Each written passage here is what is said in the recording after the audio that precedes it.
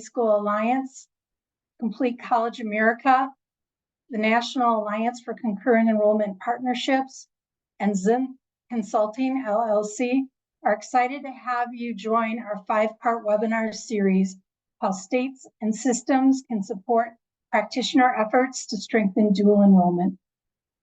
This webinar series explores how states in the Midwest are putting into action the recommendations from the Community College Research Center and College and High School Alliance report by the same name. Today's webinar, How States and Systems Can Support Practitioner Efforts to Strengthen Dual Enrollment, Insights from Wisconsin and Minnesota, features the following distinguished speakers: Jessie Steiger, Senior Research Assistant and Postsecondary Education Applied Research Fellow at the Community College Research Center; Alex Perry, Policy Advisor at Foresight Law and Policy and Coordinator of the High School and College Alliance; Krystle Igbo-Ogbonna, Director of Student Access and Academic Partnerships at Minnesota State Colleges and Universities; Ann Westrich, Education Director and Career Prep and K-12 at the Wisconsin Technical College System; Katie Groff, Director of High School Partnerships at Gateway Technical College; and Samantha Duzick, Dual Credit Manager at Gateway Technical College. Before we begin, please note the following housekeeping items. This presentation is being recorded. Webinar resources will be available on the MEC website after the session. If you wish to learn more about MEC's work in dual enrollment, please subscribe to our concurrent enrollment newsletter. A subscription link will be provided in the chat. We'll use the chat area to share relevant links and information. We hope to reserve some time at the end of the webinar for questions. Please enter your questions in the Q&A section. We value your feedback on this webinar. You're going to receive a brief survey after the session, and we will appreciate your participation in it. Now, without further ado, let's begin today's webinar, How States and Systems Can Support Practitioner Efforts to Strengthen Dual Enrollment, Insights from Wisconsin and Minnesota. Great. Thank you so much, Beth. With that, we're going to get started on our presentation. How this is going to go, I'm going to spend a little time just my name is Jessie Steiger, by the way. I am a Senior Research Assistant and PEAR Fellow and PhD student at Teachers College. I'm joined by Alex Perry from the College and High School Alliance, who I co-authored this report on. The report has 2 parts, the report itself and a policymaker strategy development guide, which we'll spend time for both of those discussing. And then we'll move into a discussion with some of the state system and practitioner leaders that are on the call with us today. Just to get us started, I'm going to talk a little bit about how widespread dual enrollment is. Dual enrollment can mean a lot of different things. It captures a multitude of types. So we obviously have dual enrollment, concurrent enrollment, dual credit. It's called different things everywhere. But using that very broad definition, meaning one course or a full early college pathway, there's an estimated 1.5 million dual enrollment students enrolled as of fall 2021. And the National Student Clearinghouse has showcased that there is a continued growth in double-digit percentages since 2021. Research came out as recently as last month, showcasing this double-digit percentage increase. But what you have here is a map that shows school districts across the country, with dark blue showcasing more prevalent dual enrollment. What we know is that about 90% of high schools offer some form of dual enrollment. And what we additionally know is that dual enrollment is particularly important for community colleges. For the interest of time, I'm going to move through these slides fairly quickly at the beginning, but you will have this available to you and it will be online. But feel free to drop some messages in the chat. I won't be able to see them immediately, but I'm sure the folks on the call will help me navigate any questions that come through. So when looking at the percentage of college enrollment from high school dual enrollment, what we know is that about 1 in 5 community college students are dually enrolled high school students. When you look at Minnesota and Wisconsin, what you see is it's actually closer to 1 in 4 students, or a quarter of the population of community college students are dually enrolled. Nationally, community colleges, or nationally dual enrollment, makes up about 70%. And then there's a growing segment for community colleges to engage dually enrolled high school students, given that there's a decline in older enrollment. With greater high school enrollment and lower adult, the share of community colleges, community college students is becoming higher, and a larger share are dually enrolled. And we see this growth as largely good for both colleges and students.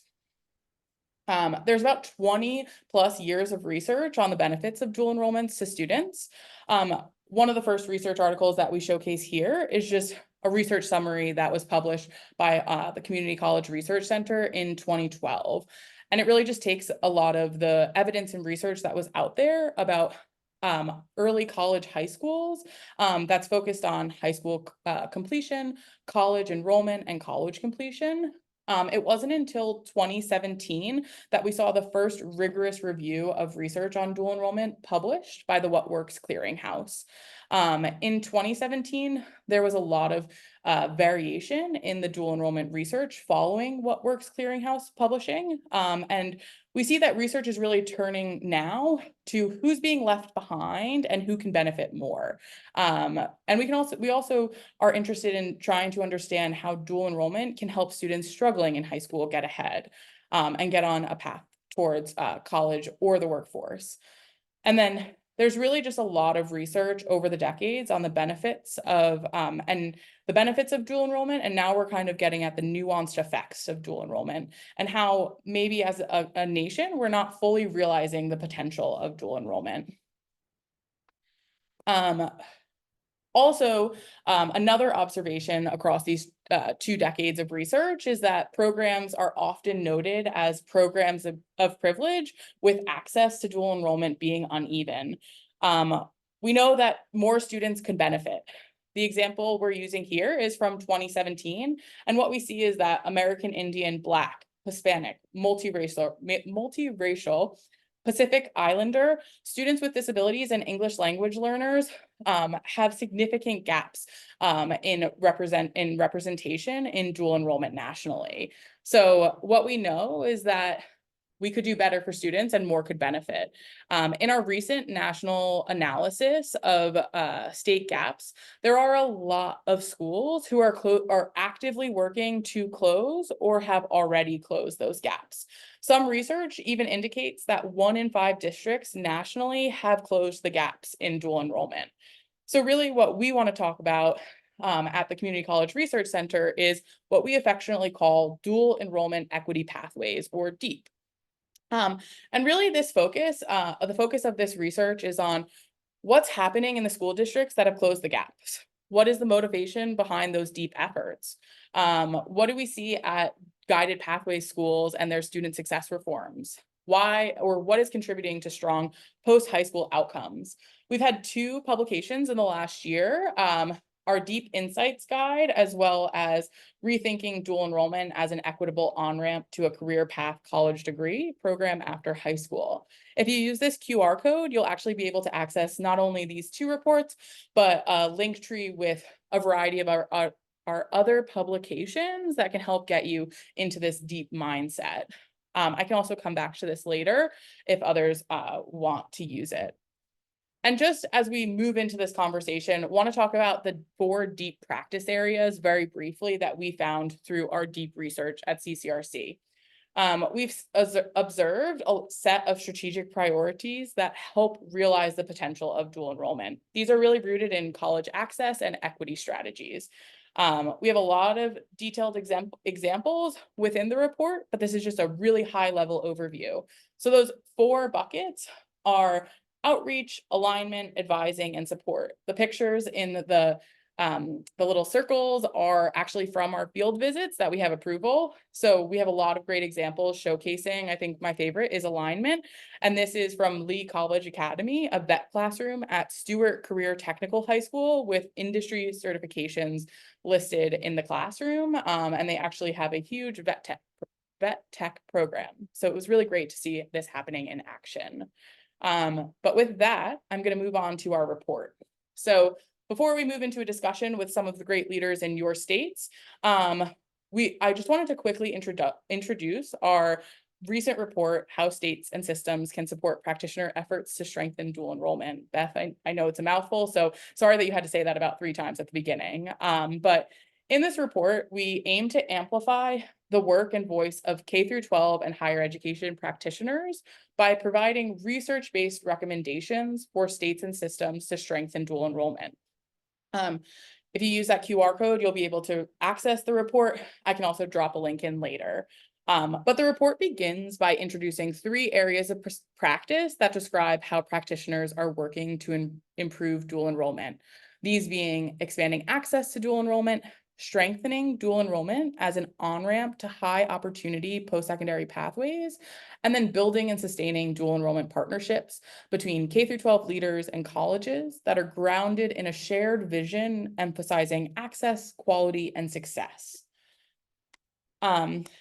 So in our report, to help states and systems consider ways to begin the work, we introduced 6 mechanisms to advance dual enrollment efforts. These mechanisms broadly fall into 2 categories, policy and non-policy. We recognize every state and system has different political contexts that allow dual enrollment efforts to advance. I come from a state work background, higher education policy, and oftentimes thinking about the policy mechanisms is where we focus most of our attention. But what we found is that through non-policy mechanisms, that's where we had the greatest connection to people on the ground and could learn about practitioners. What you'll find is that we've identified 3 different mechanisms within each of these approaches, policy being legislation, funding, regulation, non-policy being resources, engagement, and guidance. I think in some ways, policy becomes a little bit more obvious of the explanation, whereas non-policy mechanisms maybe require some additional explanation. Resources, which we'll get into in our recommendations, just include resources that are made available to not only practitioners, but state leaders, system leaders, anything to share resources across sectors, across different partnerships. Engagement is really the idea that states and systems have a unique convening power that is provided to them to engage practitioners across the state to help uplift what's happening, as well as engage and develop conversations from the start.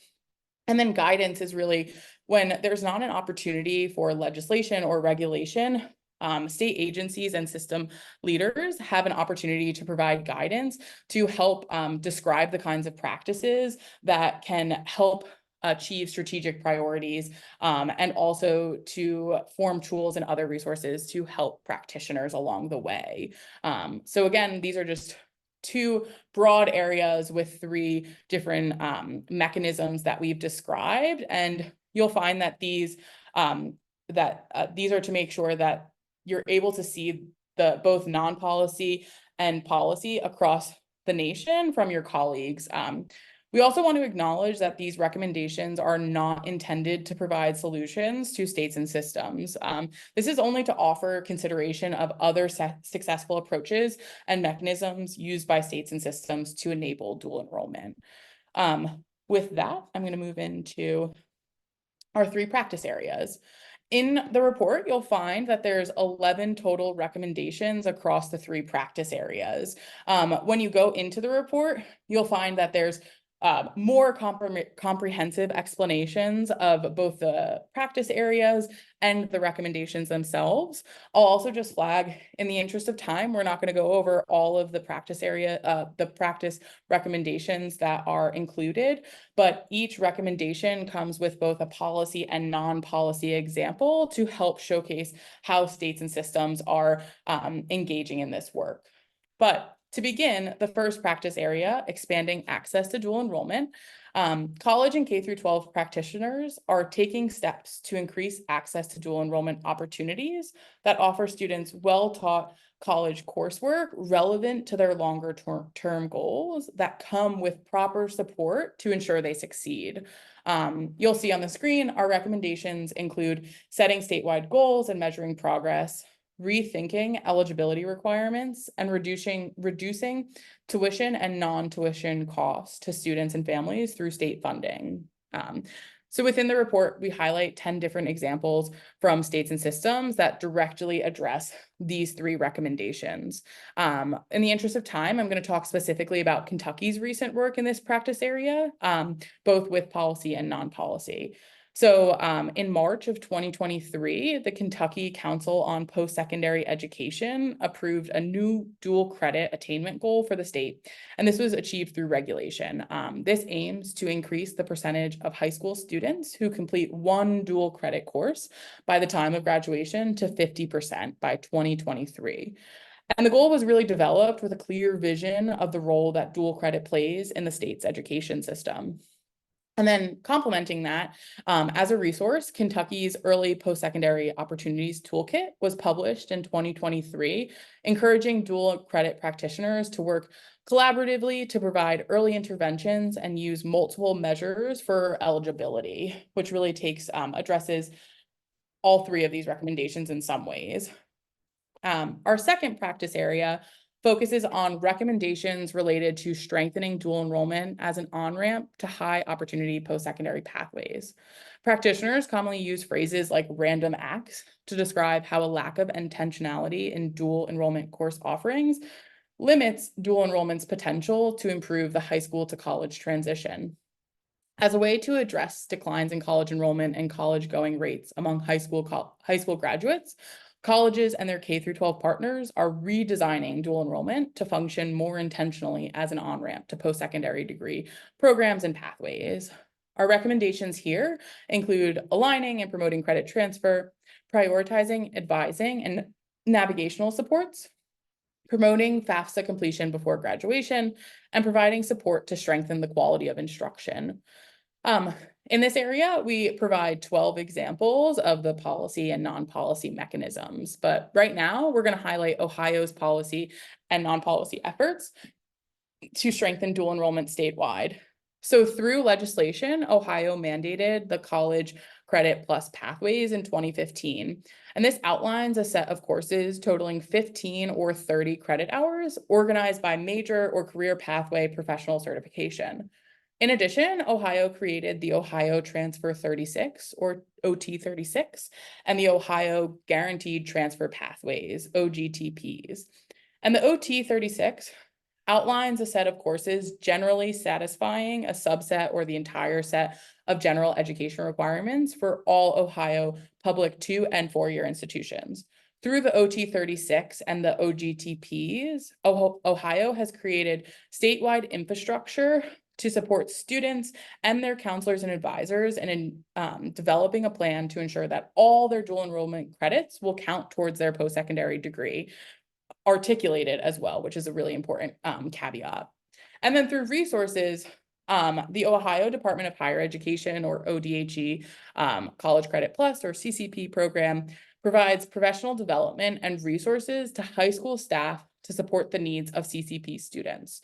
The ODHE CCP website also makes available a variety of toolkits and resources for higher education institutions, secondary schools, families, students, to help stakeholders across sectors access support and also to maintain high quality CCP offerings. These include FAQ documents targeting common areas of concern like eligibility, participation, registration, grading and school policies, as well as funding and payment. I think these resource websites are also useful as colleagues to Ohio. You can utilize this just to get an idea of how they started, right? This is publicly available. They're doing a great job, and it's also a great resource for practitioners and practitioners, state and system leaders across other states to utilize when thinking about how to launch these resources. And then finally, let's see if this. And then finally, our third and final practice area is building and sustaining strong partnerships. College and K through 12 practitioners cannot implement effective dual enrollment programs without developing strong cross-sector partnerships. Effective partnerships are guided by a shared vision for dual enrollment, fueled by partners' commitment and goodwill, and distinguished by the partner's success in identifying and resolving challenges. I think every time that we at the Community College Research Center work with strong partnerships to understand what contributes to the success of their programs, what we hear constantly is the word communication. Without communication, you're not able to achieve the recommendations that we provided here, which include aligning college and K through 12 incentives to promote dual enrollment access and success, diversifying, expanding, and supporting further credentialing of the instructor pool, maximizing K through 12 college partnerships potential through relationships and communities of practice, and then encouraging a culture of equity and dual enrollment programming. So here we highlight 14 different examples, and we're going to talk about Louisiana for this case. So engagement in Louisiana, the Louisiana Department of Education and the Board of Regents published their dual enrollment task force report in 2020, which was legislatively mandated. The report identifies how the two agencies streamline state goals and align incentives by incorporating dual enrollment. And then in 2019, the Louisiana legislature mandated the creation of the dual enrollment framework task force. So the legislation in 2019 mandated this creation of this task force, and then in 2020 they published their reports. And then in 2022, the Louisiana Board of Regents partnered with NACEP to provide Louisiana dual enrollment practitioners with 3 in-person workshops and 3 webinars specific to rigorous and consistent dual enrollment programming and student success. So I know that is a lot of information in a short time, and we only highlighted specific examples. I also know that we have some practitioners here who are able to discuss some of the examples that we provided regarding Minnesota and Wisconsin within our report. So there's a lot of great work happening in your states. But there are many other innovative efforts to enable DEEP nationwide. And in reading our report, we encourage practitioners and state system leaders to engage directly with our accompanying state policymaker strategy development guide to help policymakers think critically about the best approaches to advance dual enrollment given your unique landscape and context. So what our development guide offers is a simple 3-step process. You'll see it on the board or the screen. And that's to review the report's recommendations and sample approaches, then moving to inventorying current state efforts, and then planning new efforts. We have a series of questions to guide you through this guide. There's also a printout, so online you'll find that. I have the next, this is what it looks like, and it walks through our recommendations. But really just want to make sure that you all are aware of this and that it's free to all of you to use and just start conversations. I'm going to throw it over to Alex to see if he has anything to add related to the report itself or the development guide. And then we can move into our discussion with some of the folks from your states on the call. Thank you, Jessie. I appreciate that. I think the only just sort of small thought I would add is to sort of double click on a point that Jessie made, which is every state's different, right? And every political context or governance context or funding context is different.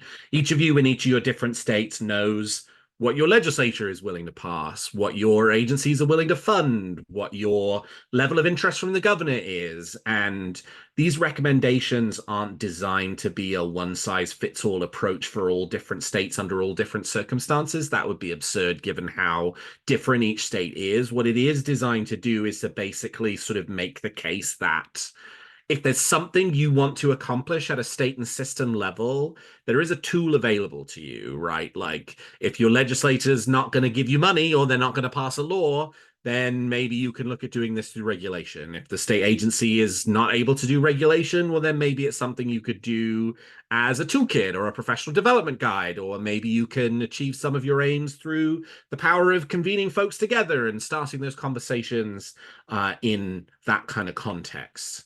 And so the strategy development guide particularly is sort of designed to help you think about, okay, if I have a goal, this is something that I want to accomplish at the state and system level, how am I ultimately, sort of realizing that goal, and what is the tool from that sort of list of policy and non-policy mechanisms that I can deploy in order to try and make progress in advancing equity of access and success to dual enrollment and strengthening the dual enrollment programs in my state.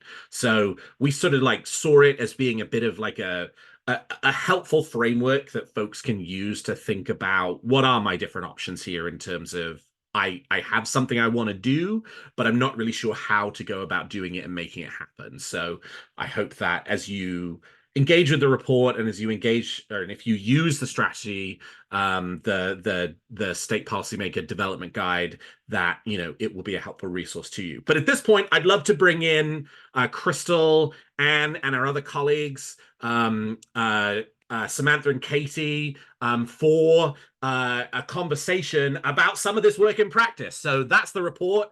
Jessie and I are the national organization people, but you guys are the doers, right? Whether you're at the state level or practitioners, this is your job. This is what you do every day. And so we're really interested in getting some thoughts and perspectives from you guys and the great work that you've been doing. Before we dive into the specific work we love to highlight in Minnesota and Wisconsin, though, I'll just sort of throw a jump ball question up into the air that anyone can feel free to respond to. I mean, Jessie made the case very capably there for the importance of state and system policy for doing this work, but I'd really love to hear your perspectives on it, right? Like as you think about, state policy, system policy, what are the biggest advantages that you think it can have in terms of advancing access and success to dual enrollment? And I'll let anybody respond to that who wants to.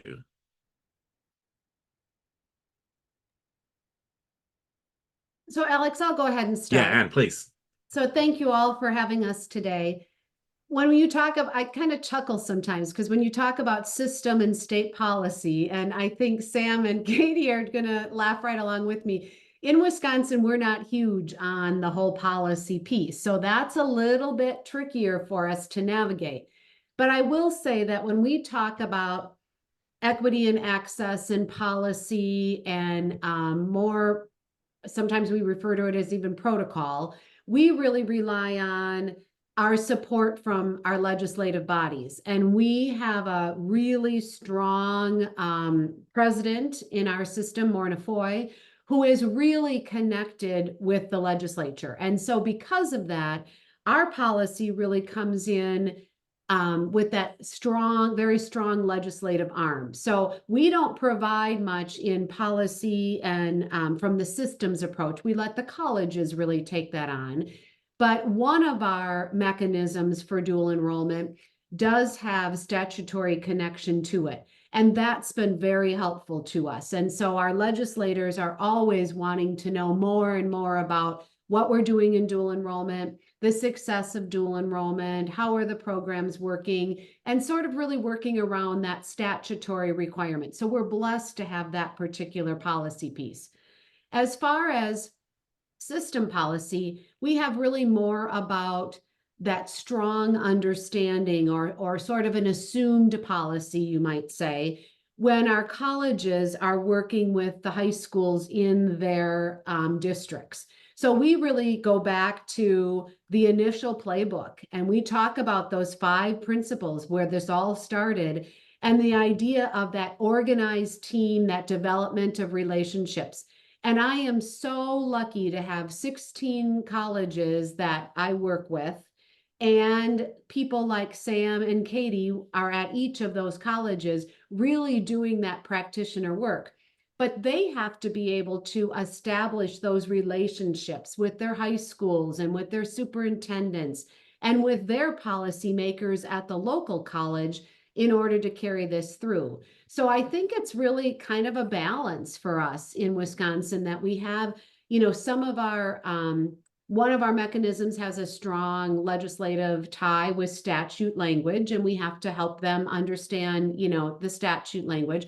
But then how can we adopt that at the colleges, and how can we share that out with our high schools that we work with? So that we have to really find that balance. We don't have that strong mandate. We don't have that you must, kind of thing. We have this mutual understanding. And then we have, we can talk later about some of the other pieces that we've worked on, and a little bit about our cost neutral agreements and that kind of thing. But it's tough to find that balance sometimes. And people always want to look to policy, but that's not necessarily how we do it in Wisconsin. Yeah. And there is always that tension there, right? Between, this is a space in which so much of the success of this work relies on not just what happens within an individual high school, but really what happens within an individual office, right? Or an individual classroom. Yep. And policy obviously has a role to play in terms of its influence over that. But the closer you get directly down to the ground level, the more tenuous those connections become, and a law might not necessarily be the right strategy for influencing something that happens within, let's say, a counselor's office. There might be another tool or mechanism that's going to be more effective in terms of encouraging the kind of, counseling or advising that you would want a student to receive in relation to dual enrollment. Absolutely. And that comes with those partnerships that are built between the college and their high schools. And in some cases, it can be 31 high schools within a technical college district, and 90% of those students want to take dual enrollment. So how can we make sure that everyone has the understanding and is doing quality dual enrollment with the access? But I'll let others share. Katie and Sam share as well.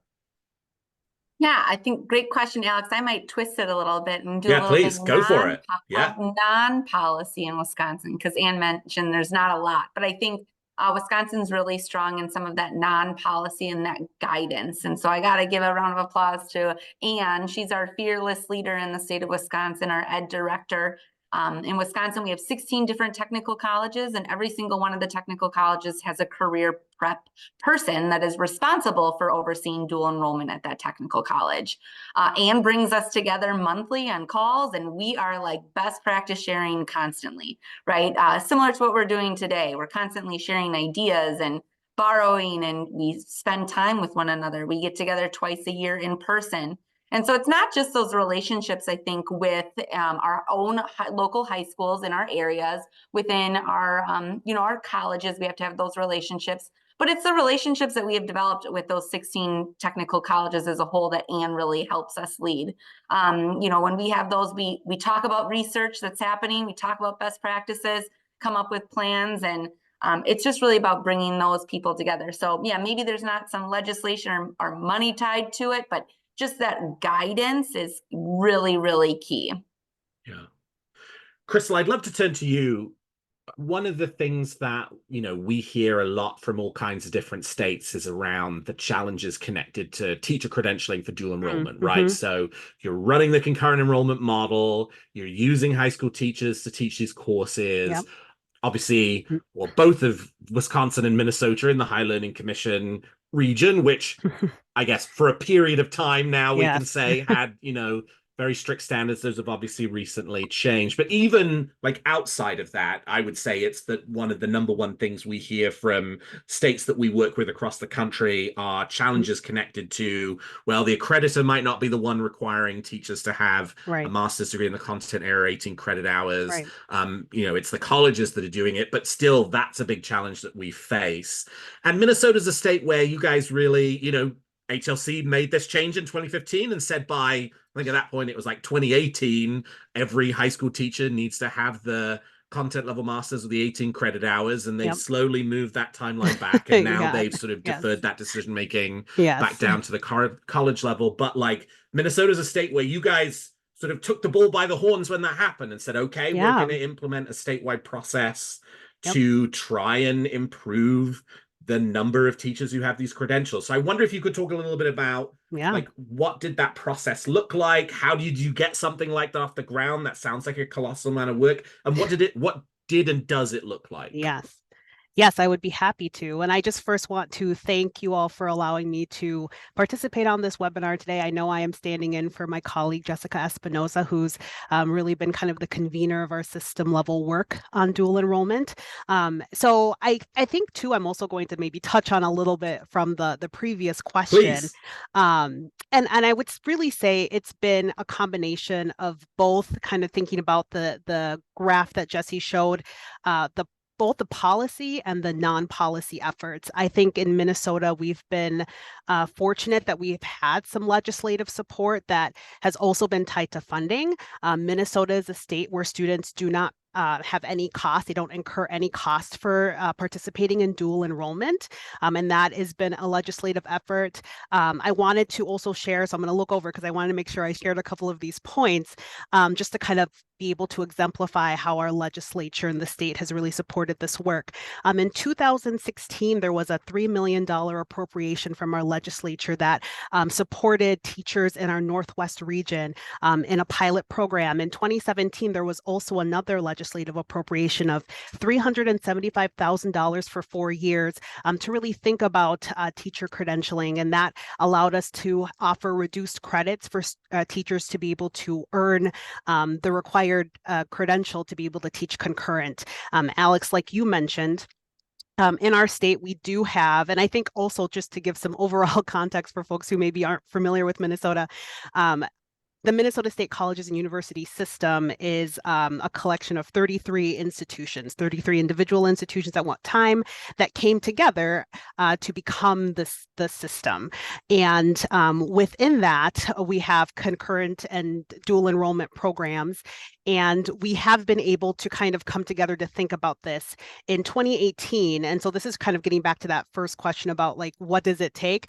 Really leadership buy-in, being able to have some leaders who can do some of that work and preparing some guidance and some policies around how we were going to move as a system in 2018 when some of that, because of some of that HLC information that came down, we actually did create a system-wide effort to help teachers get credentialed. And I'm actually going to put the link to it in the chat.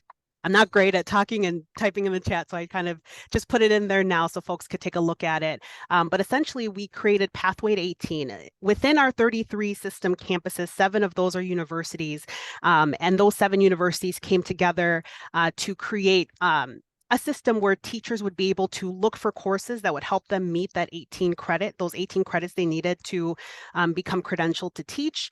And there is a whole host of things that went into kind of developing that system. Courses needed to be approved. That's one of the things that we do in my office at the system level is we approve graduate level courses to qualify to be a course a teacher could take to be credentialed in that area.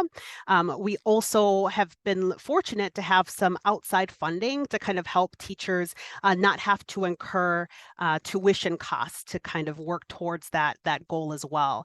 We were really lucky to be supported by the Greater Twin Cities United Way for the past couple years to be able to award teachers tuition scholarships to cover those funds. The Lakes County Service Cooperative has funding for teachers to take courses through one of our campus, Minnesota State University Moorhead. We've had some system office funding. So it's really been kind of this multi-level effort to support teachers in this work because another thing to know about Minnesota, we have really strong collective bargaining. And so while the HLC has maybe allowed some other things to happen, our system is moving forward and continuing to require those 18 credits. So we are trying really hard on our end to try to make that process as feasible and as accessible as possible for teachers. Because as Jessie showed earlier, concurrent enrollment and dual enrollment overall is growing in our state, and so we want to make sure that we are doing what we can to support the work. Thank you, Krystle. I really appreciate that. And this paper, How States and Systems Can Support Dual Enrollment, is sort of like part of this broader sort of continuum of work that the Community College Research Center has been doing, which started with its dual enrollment playbook that it published now 3-4 years ago.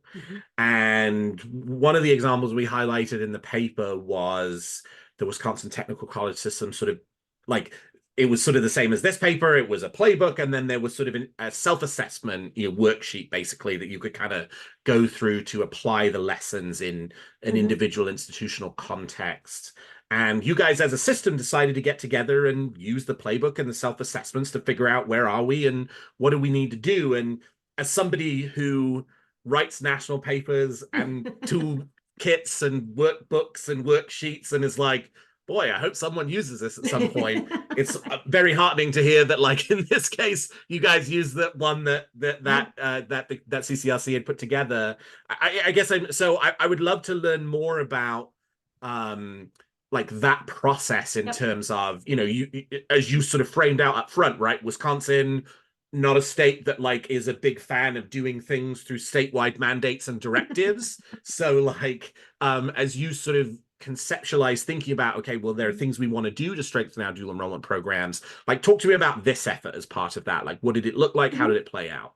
Absolutely. So it started with, as you mentioned, the playbook, and then one of my amazing colleagues, Ben Conroff, who I know you've worked with and many of you have heard of, he and I pulled apart the playbook, and we were talking about like, how can we share this as an amazing resource with our 16 colleges?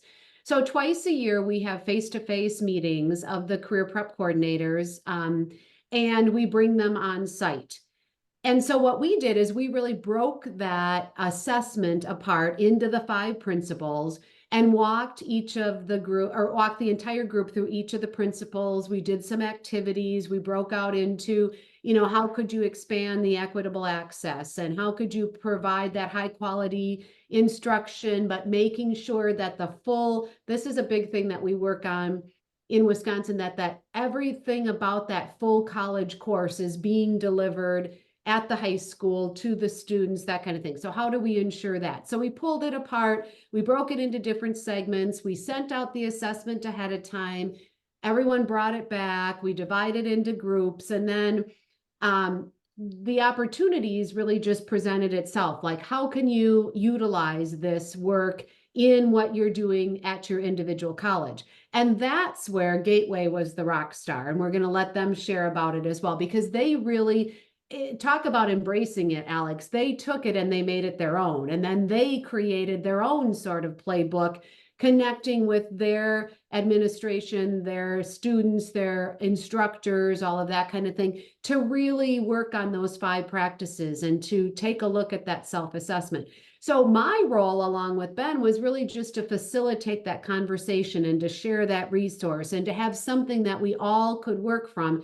And many of the colleges took pieces of it, but I'm going to let Katie and Sam really talk about how they dug in and made their playbook their own, because I think that's what has led to, over 62,000 students in Wisconsin gaining college credit while in high school. That's what's gone to 90% of students in their districts being involved in dual enrollment, those particular pieces. Yeah. So Sam, if you want to jump in.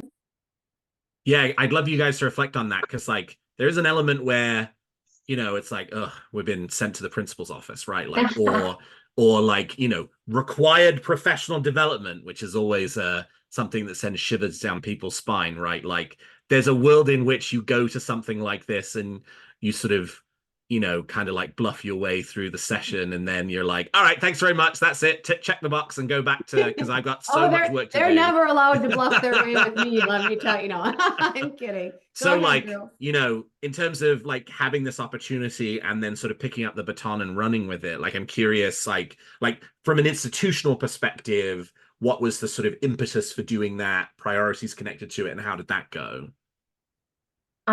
Well, so it actually aligned really well with some of the priorities that we were working at towards as a college. So Gateway has really embraced equitable access, not just for dual credit, but really as a college as a whole. So when Ben and Ann shared the resources with us, Katie and I were very excited about it, because it really gave us the opportunity to look at each individual high school that we work with and really showcase where they were shining and what they were doing really well. And also kind of maybe show or mirror some of the things that could help them grow their dual credit programs as well, because all of our high schools are really on board and very excited about making sure that their students have these opportunities. So we were really able to look at just the different types of dual credit programming that each school was offering and compare their enrollment, so their enrollment of maybe underrepresented populations, and compare it to our community as a whole. We're very fortunate to have access to graduate information for all of our school districts and really be able to compare and contrast where we were at. And really it was nice because we could see which high schools were doing things really well and which high schools we could help kind of coach through different opportunities to have a greater impact on access for their students. You know, we have one high school that I will pick on a little bit because they really took that information and ran with it. When we first started this, they didn't really do a lot of dual credit with us. They had a few things that they did, and it really skewed their data. I mean, it really made it look like they were not, you know, that they didn't have real equitable access for their students.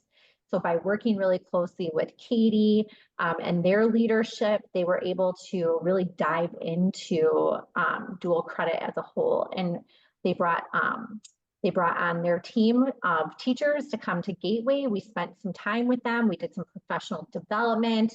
They met with our faculty. They really talked through course alignment and where they had growth opportunities. And it's been a really incredible transformation.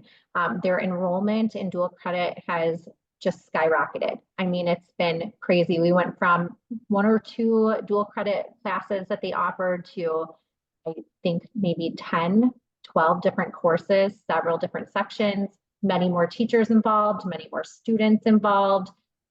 They've really grown their certifications. So they have many more students that are getting credentials before they leave high school.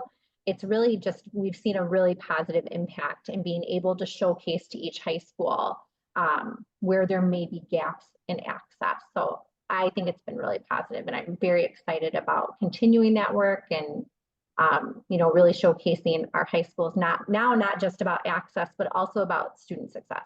Yeah. Katie, anything you'd add? Just a big shout out to Sam because she took it and ran with it. It was really looking at a 3-year trend. So we did 3 years looking at those trends, trying to find specific gaps, like Sam mentioned, targeted those. Our schools are a little competitive in our area. So I think too, having it in one book where they got to see and where their neighbor high school, it's friendly competition, right? But where their neighbor high school was really kind of helped us lead to those conversations. But again, it's those relationships that we have, because we bring our high schools on campus, twice a year as well. And it's just all of that collaboration. So, but again, kudos to Sam, and she's going to work on a next 3-year trend here coming up soon. So excited to see it.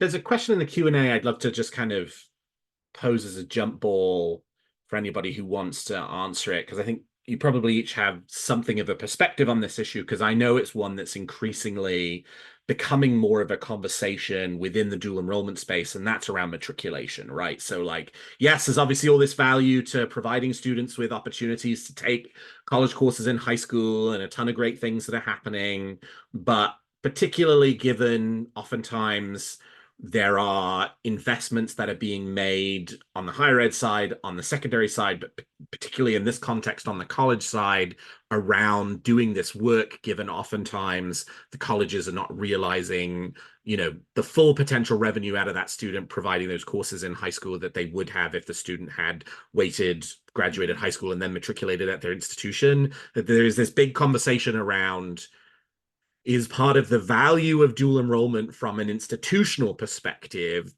turning students into students at that college, right? Like, you know, sort of creating that relationship, creating that that sort of sense of community with the student. And so I guess I'm curious, like at the system level, Krystle and Anne in Wisconsin and Minnesota, and then at the institutional level, Katie and Samantha, how much is that something you guys are thinking about? Is that part of the conversation right now? Is it something that you're working on? Are there things that you're doing? Like, I'd love for any reflections on that.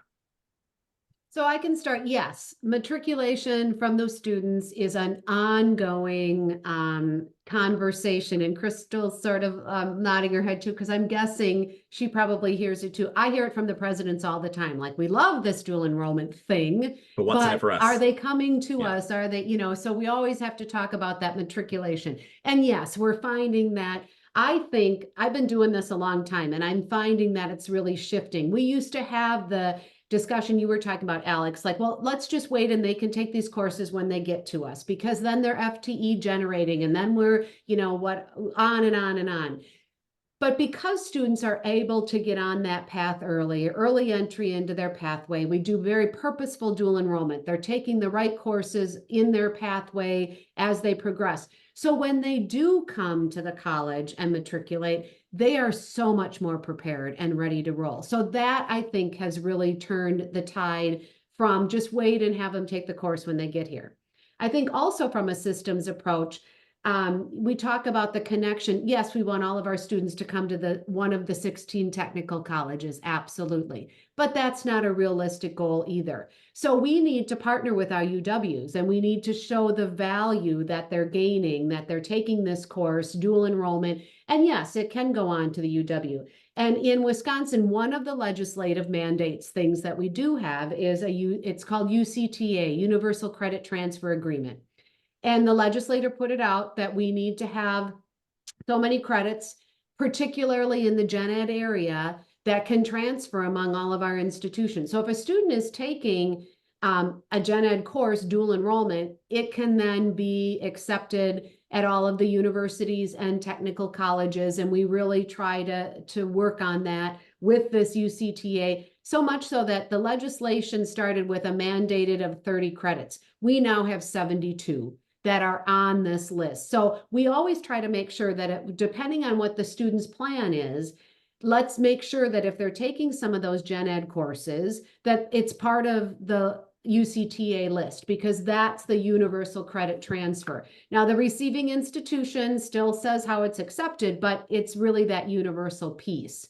But I think from a practitioner's approach and a college approach, I'm going to let Katie and Sam talk about that, but really it's that the matriculation is huge, and Gateway has I think the highest matriculation rate. I'd have to go back and look, but I think they're one of the highest matriculation rates because they get those students so engaged, they get them on campus, et cetera. So I'm going to turn it over to them. Yeah, I'll add to, and I think going back to kind of the report, I think one of my favorite things that we get from the state is called our dual credit Tableau dashboard. So shout out to Ann and Ben. They have created a dashboard in which, as a career prep coordinator in the system office, I can log in and track our dual credit students. There's 4 different tabs. I can see prevalence, I can see outcomes, I can see transitions and credentials awarded. And so if I have one of my deans asking me, hey, Katie, how does our intro to business dual enrollment classes, how are those students transitioning? It pulls in data from our system, from all the other technical colleges, but also uses National Clearinghouse data as well. So I can see if they're coming to Gateway, what programs they're going into. If they're not coming to Gateway, where are they going? I can break it down by race, ethnicity, gender, so many cool filters in there. And so hats off to the system office, because again, maybe there's not a policy around it, but they're giving us non-policy resources for us at the ground level to be able to do this work. I think in Wisconsin too, a lot of our K-12 partners, they're being charged with having academic and career plans for students. There's a big push from our Department of Public Instruction for regional career pathways. Gateway was a guided pathways school. So getting students, like Ann mentioned, not just those random acts of dual credit, but getting them that purposeful dual credit. We have hundreds of students earning a credential before they graduate from high school at the technical college, and then just really educating students on that career pathway, right? With the on-ramps, off-ramps. If a student already earns one credential, maybe they only have, 15 more credits to get that next credential, and just explaining that to students and families.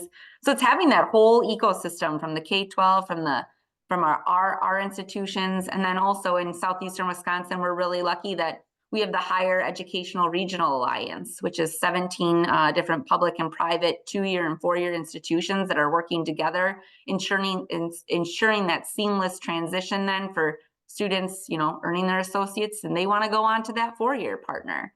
So I think it's like bringing everyone together, making sure we're all kind of, it's kind of like what you have in your report, strengthening those on-ramps, off-ramps to post-secondary success. Yeah, Okay, and I Krystle, would, yeah, go for it. No, please go for it. Thank you. Yeah, I would add certainly that is a conversation that is happening, and I want to offer just a couple different examples. I think, you know, certainly that's an area to work on, you know, and we have some just incredible professionals working on dual enrollment. And I think from a strategic enrollment perspective, right, it needs to be the work of all of our departments and all of our institutions to really think about what does that look like, because our current, you know, concurrent offices are definitely really stretched. And so trying to think about how do we bring everybody together to really see that as a strategic enrollment initiative and to put some time and energy into that. I just want to offer 2 kind of examples to that. So within the system, we have multi-campus project in partnership with St. Paul Public Schools and 3M, where it's a program using dual enrollment where students are earning credits towards a credential where, you know, by the time they get to their senior year in high school, in some of our programs, they've earned a credential, but in others, they would have, you know, a very clear understanding of, you know, where are they going to go next if they continue at that institution. So hoping that we see, and it's, you know, very early, we're still certainly in the pilot of that, but hoping to see that because students have had that like early experience that they'll then continue at that institution. And I wanted to offer just like a little anecdote. Before I transitioned into working in dual enrollment, I was a TRIO director and working with high school students, and especially post, or not really post, but once schools reopened after the shutdown with COVID, I noticed that there were a lot of students opting to do dual enrollment, and maybe it was just kind of a, you know, a comfort of, you know, trying to stretch themselves academically. And I noticed that a lot of students who I was working with, who were more kind of in that academic middle, were opting to go to the school that they had participating in dual enrollment at because they had some affinity with that school. And I think a perception that I've heard is, you know, the students who are doing dual enrollment, that, you know, they weren't going to come to our system campuses anyways. But I think there is a large population of students doing dual enrollment who are maybe more the academic middle, who really do see their institution as the place that they're comfortable with, where they'd like to go. So I think if there is a way to kind of see what that data is looking like, and really think about, again, how it becomes a strategic enrollment initiative and gather some resources around that, I think we could maybe see some growth there too. So yeah, certainly it's similar to Anne, something that we're thinking about as well. Well, thank you guys. Really appreciate it. Clearly, we could have kept talking for like 4 or 5 more hours. And if everybody else is game, I'm game too. But I'm sure that everybody has other things that they need to do today. So I'll just say thank you and pass it back to Beth. Right. Thank you all for coming today. And thank you for our wonderful, wonderful panelists. We appreciate you all, Alex, Jessie, Katie, Krystle, Anne, and Samantha. You've been wonderful. If you would like to see this again, this will be posted on the MHEC website at mhec.org. And you can watch the webinar, look at the slides. Thank you for joining us today. If you could take a minute, please fill out a quick feedback survey. Thanks again and have a great day.